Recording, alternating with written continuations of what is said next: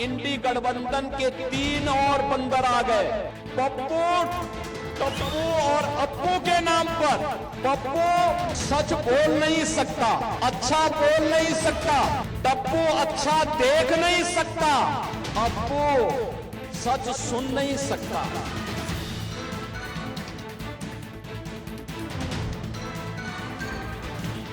BJP में बड़े बड़े गप्पू हैं और उनके चप्पू हैं हमारे।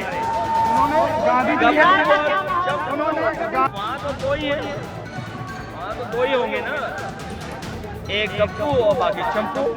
गप्पू और चंपू से बिहार बचाओ।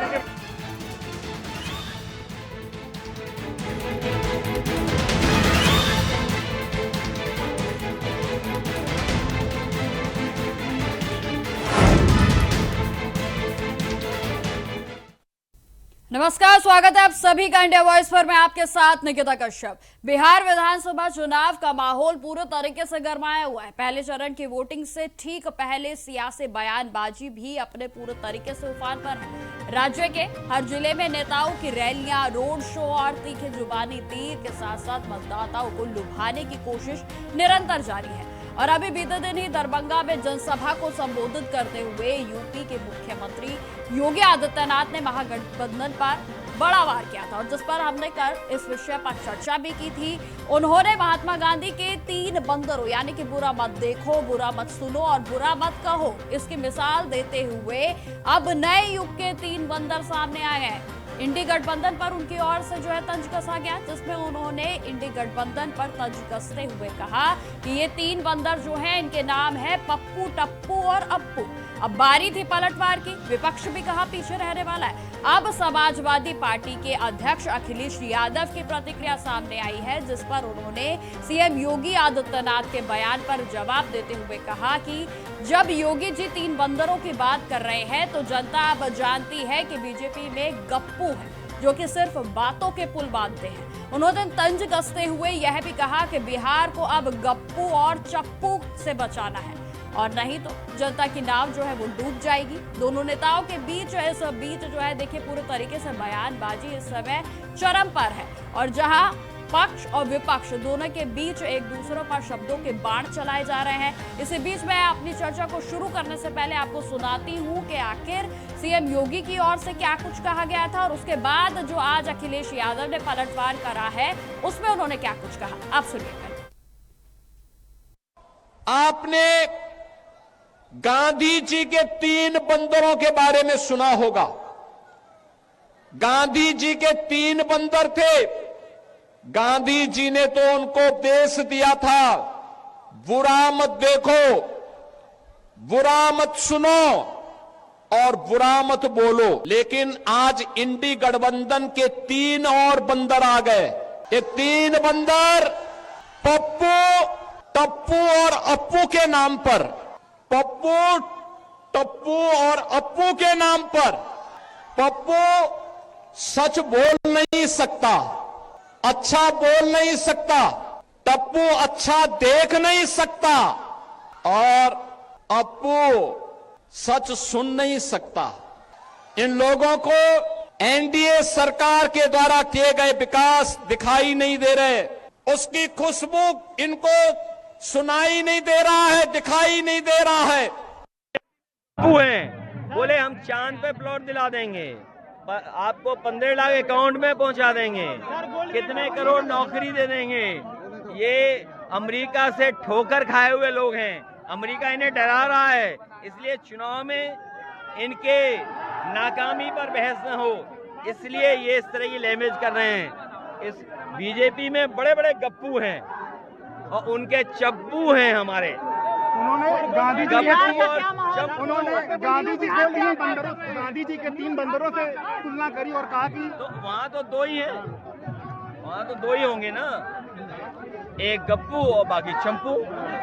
रघुनाथपुर की जनता से क्या गप्पू और चंपू से बिहार बचाओ। जैसा कि आपने सुना कि सीएम योगी आदित्यनाथ की ओर से जिस तरीके से दरभंगा में जनसभा को संबोधित करते हुए समाजवादी पार्टी के साथ साथ जो है अन्य पार्टियों पर, विपक्ष पर तंज कसा गया था, जिसके बाद आज अखिलेश यादव ने पलटवार किया। और इसी विषय पर चर्चा करने के लिए हमारे साथ हमारे मेहमान भी जुड़ गए हैं, जिसमें नवीन शर्मा जी, नेता हैं बीजेपी से। सर, आपका बहुत बहुत स्वागत है चैनल पर। वही राकेश अहीर जी हमारे साथ जुड़ गए हैं, समाजवादी पार्टी से नेता हैं। सर, आपका भी बहुत बहुत स्वागत है चैनल पर। नवीन जी, आपसे शुरुआत करेंगे। जिस तरीके से आपने बयान सुना सीएम योगी आदित्यनाथ का भी और अखिलेश यादव का भी, पहला रिएक्शन आपका किस तरीके से देखते हैं आप? सबसे पहले बिहार की धरती को बहुत सादर प्रणाम। इसके विषय पर हमारे परम पूज्य आदरणीय श्री योगी जी ने अपना संवाद रखा और मेरे साथी प्रवक्ता श्री राकेश जी को भी नमस्कार और आपको भी नमस्कार, यानी कि सभी दर्शकों को। देखिए, ये चुनाव है और चुनाव में जो जनता हमारे नेताओं के द्वारा, हमारे द्वारा जो कुछ सुनना चाहती है वो जोश भरा अंदाज सुनना चाहती है, ताकि जो हमने काम किया, हमारे एनडीए सरकार ने काम किया, उसके बारे में अगर कुछ लोग वहां नहीं भी देख पाए हैं तो हमें मंच मिलता है कि हम अपने बीते हुए काल में जो भी हमने काम किए मंचों से कर पाए।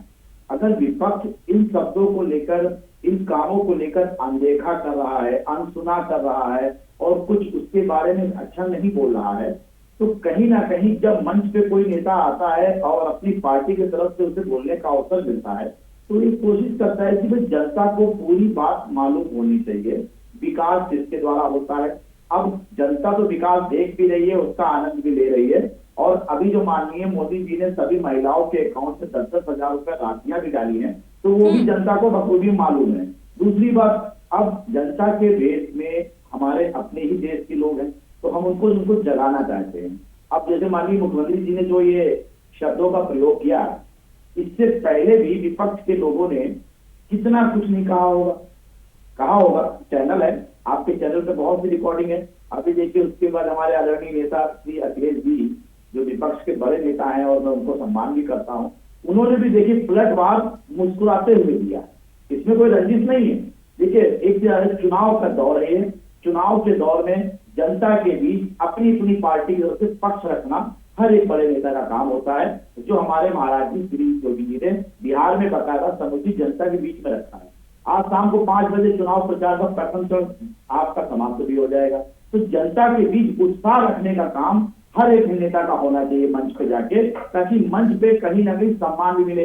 हाँ, हमारे मुख्यमंत्री जी ने कोई गलत नहीं अर्थ निकाला, उस अर्थ को समझने की जरूरत है।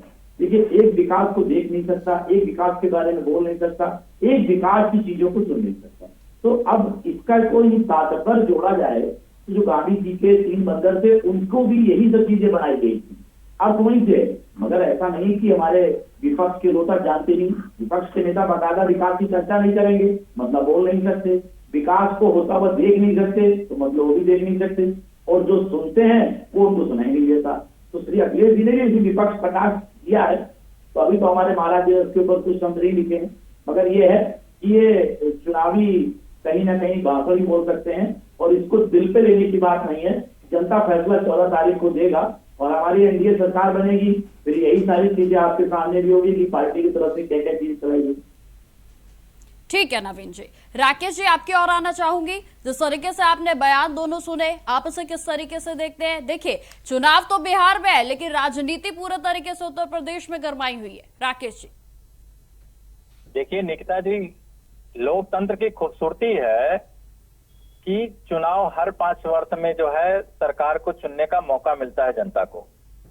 मगर क्या है एनडीए के नेताओं का, एनडीए के नेताओं जब काम की बात करने से पहले वो अपने काम के मुद्दों को कैसे घुमा देते हैं कि काम कोई न पूछ ले। आप देख रहे हैं कि उत्तर प्रदेश के मुख्यमंत्री जब बिहार जाते हैं तो इनके पास कोई काम नहीं है कि ये उत्तर प्रदेश के कोई काम को गिना दें कि हाँ मैं मुख्यमंत्री हूं तो वहां नौकरी इतना दे दिया, वहां अपराध और क्राइम रेट में इतना कम कर दिया, वहां बेरोजगारी नहीं है या महंगाई नहीं है। ये सब ऐसे मुद्दे हैं जिसपे मुख्यमंत्री जी नहीं बोल सकते। तो ये क्या बोले, ये गांधी जी के 3 बंदर, और ये तो गांधी जी को नाम लेते जरूर है मंच से, मगर मानने वाले तो घोड़से के हैं, विचारक हैं, गांधी जी के विचारक तो है नहीं, मगर मजबूरी में गांधी जी का ही नाम लेना पड़ता है इन लोगों का। तो ये ऐसे लोग हैं कि इनको कहीं भी बिहार में समर्थन नहीं मिल रहा है जनता से, ये बौखला गए हैं। और ये चंपू जो हमारे हैं ये उत्तर प्रदेश के सिर्फ जाके वहां इसलिए बोल रहे हैं कि उल्टा पुल्टा बोल के गुमराह कर दिया जाए।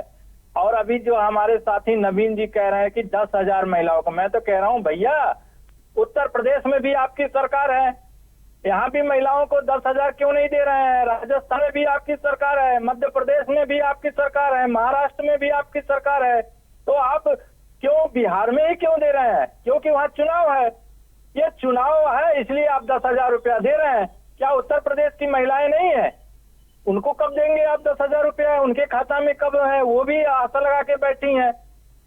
तो ये सिर्फ और सिर्फ निकिता जी ये मुद्दों से ध्यान भटका रहे हैं। मगर 14 तारीख को बिहार की जनता ने ठान लिया है कि एनडीए को हटाना है और महागठबंधन को लाना है। चलिए ठीक है राकेश जी, हैं। ठीक है। नवीन जी आपसे सवाल करना चाहूंगी कि जिस तरीके से देखिए लगातार बयानबाजी तो चल रही है, जिस तरीके से कल जो है सीएम योगी ने बयान भी दिया, लेकिन ये भी यहाँ पर एक सवाल उठता है कि जब भी किसी भी राज्य के चुनाव हो तो या तो धर्म की राजनीति के बयानबाजी सामने आती है या फिर इस तरीके की बयानबाजी सामने आती है।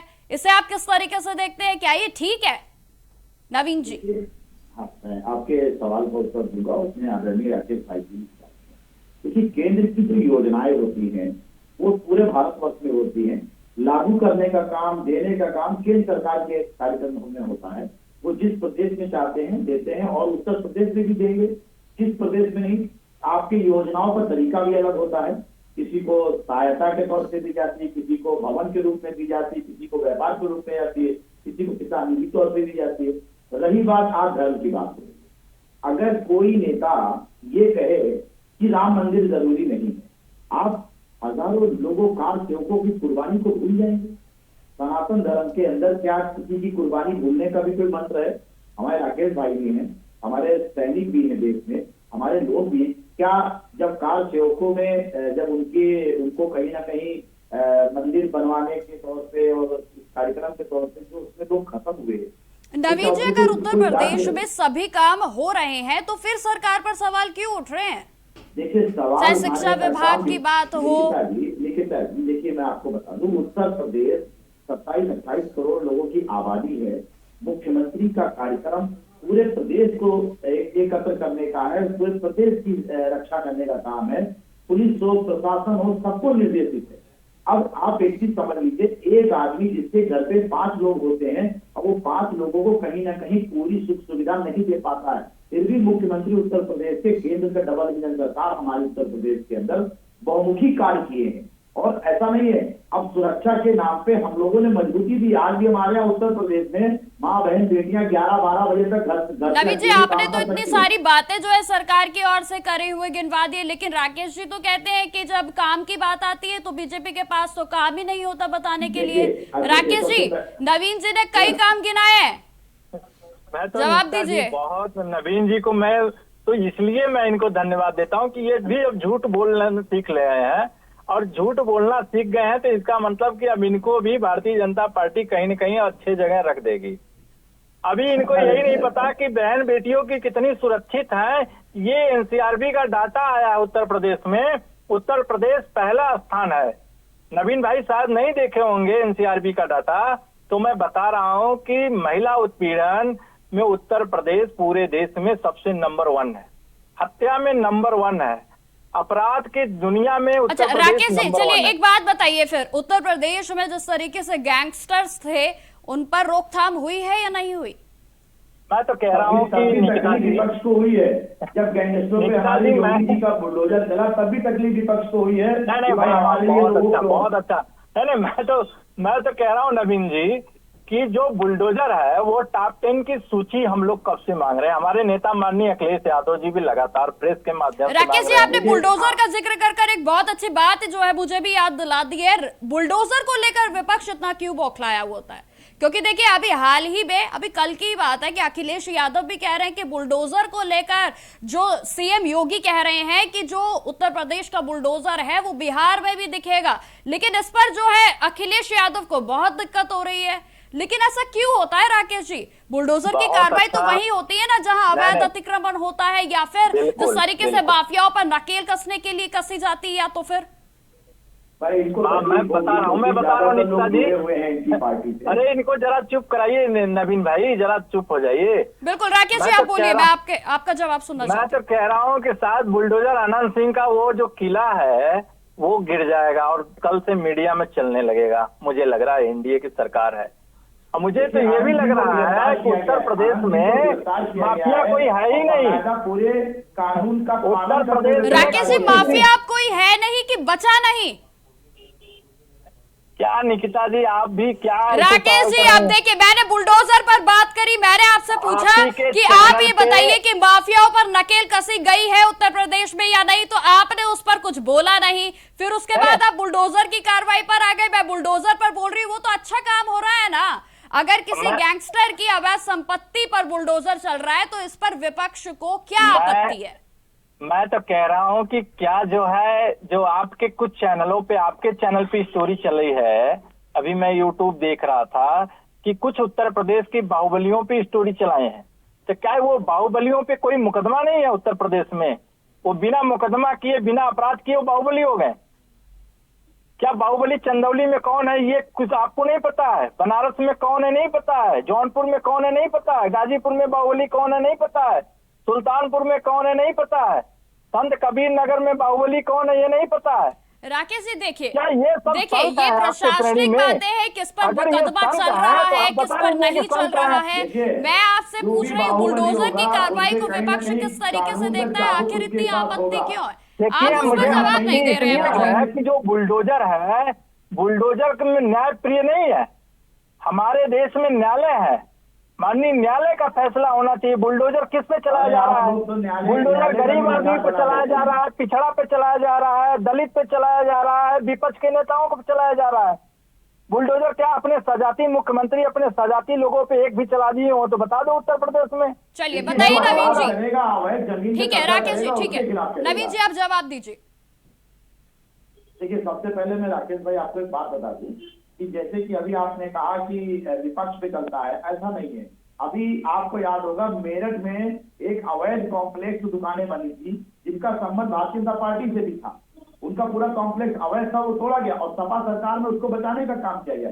हमारे यहाँ अगर कोई भी सरकारी अवैध जमीन का कब्जा करेगा, किसी भी जांच में नेता है और सपा उसको बचा रही है। अरे वाह सर, आपके अखिलेश जी का ही बयान है, आप रिपीट से चेक कर लीजिएगा। अखिलेश जी ने बकाया कहा कि मेरी सरकार काल में ये मेरे पास आया था, मैंने उसको तोड़ने से मना कर दिया था। मेरठ की बिल्डिंग का बात बता रहा हूँ। देखिए, हम समाजवादी लोग हैं कि किसी के घर उजाड़ने की जो है हम लोग कभी आपके सरकारी जमीनों पे कब्जा करेंगे, ये तो भाई ये भी तो आपके सरकार के लोग हैं।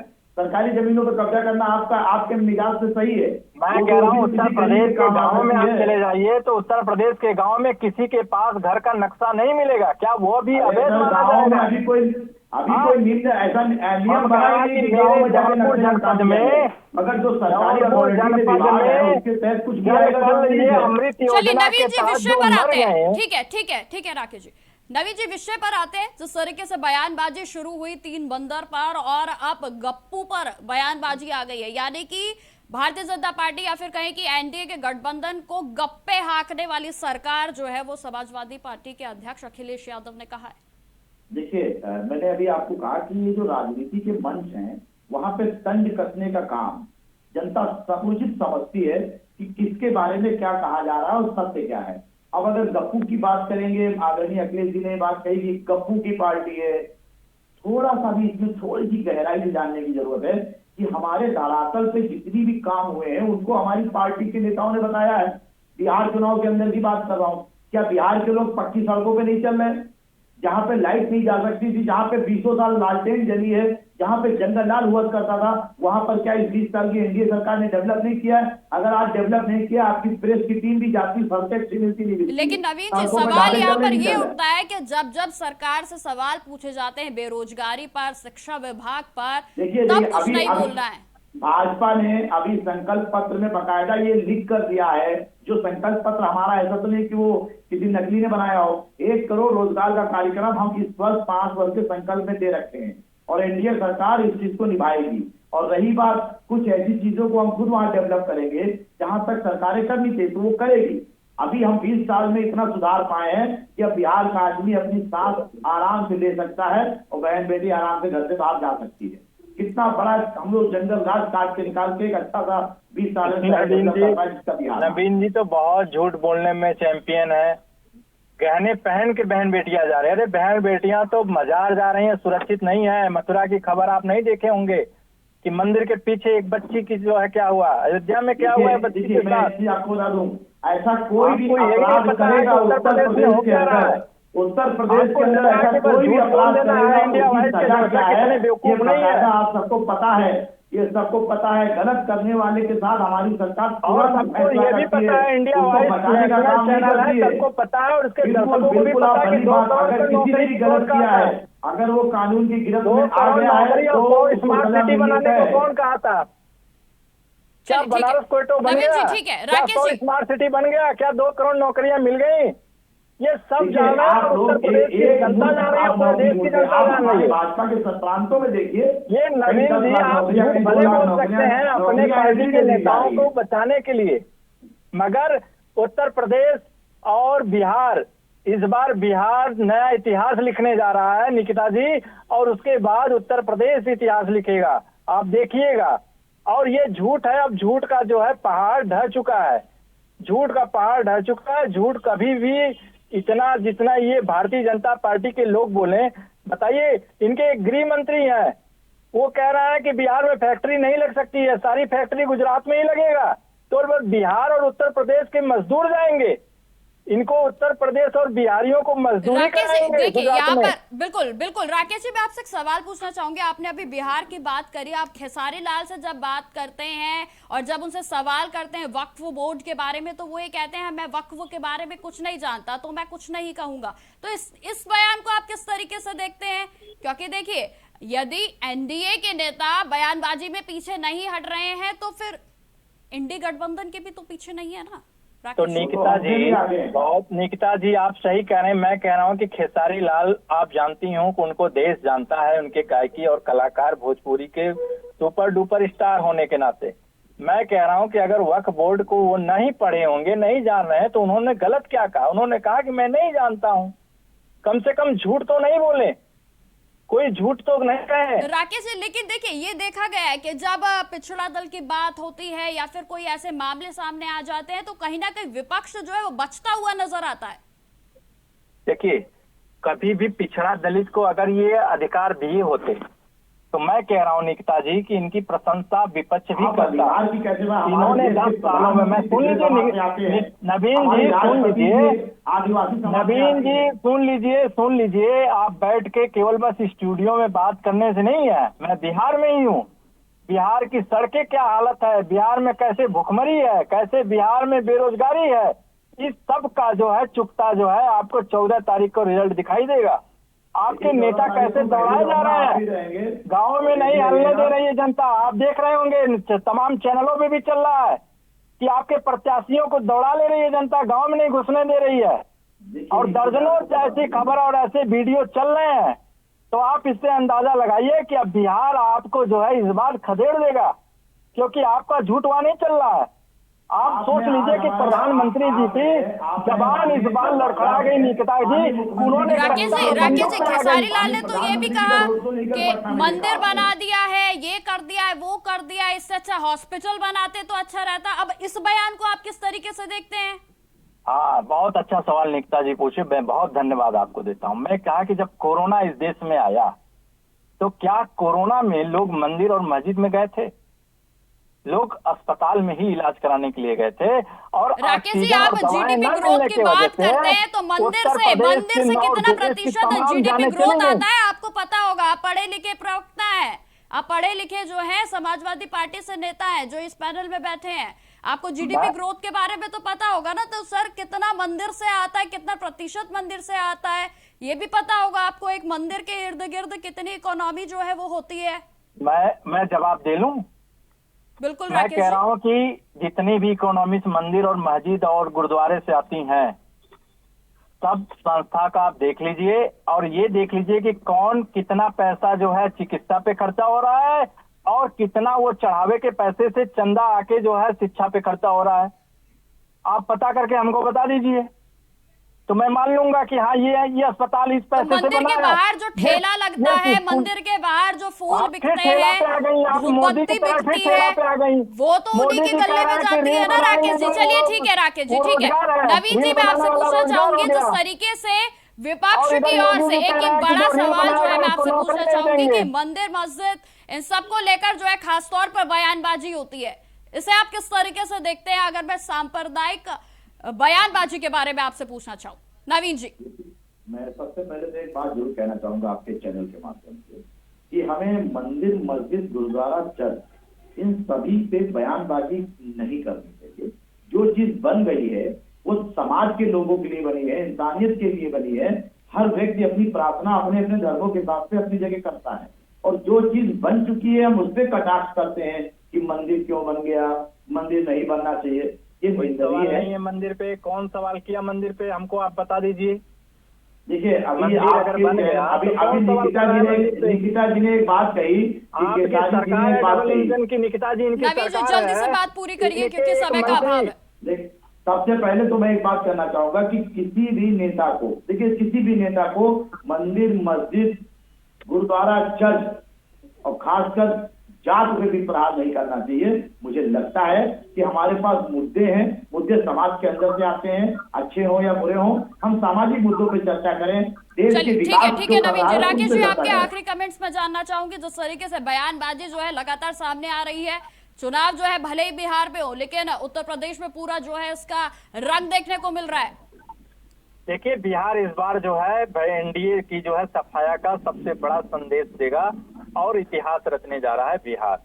और जनता जान गई है बिहार में कि महंगाई और रोजगार और वहाँ की नौकरी जैसे तमाम मुद्दे और सुरक्षा को लेकर इस बार बिहार नया संदेश देने जा रहा है देश को। ठीक है राकेश जी। नवीन जी, आपके आखिरी कमेंट्स जल्दी से, समय का अभाव है। देखिए 14 तारीख को एनडीए पूरे बहुमत से अपनी सरकार बना रही है, और हम सब लोग बिहार प्रदेशवासियों के लिए ये जो 5 वर्ष हमको और देने जा रही है, हम उसके अंदर उनको वो टेक्निक, वो चीजें लेकर आएंगे जिससे उनकी जरूरत और ज्यादा पूरी हो सके।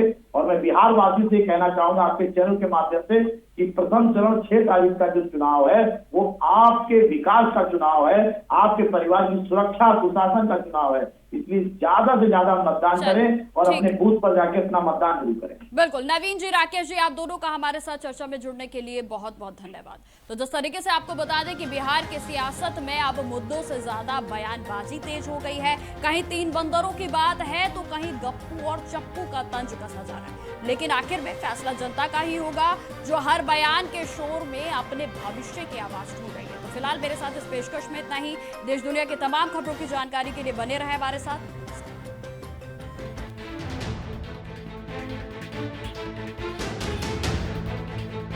इंडी गठबंधन के 3 और बंदर आ गए। पप्पू, टप्पू और अप्पू के नाम पर। पप्पू सच बोल नहीं सकता, अच्छा बोल नहीं सकता। टप्पू अच्छा देख नहीं सकता। अप्पू सच सुन नहीं सकता।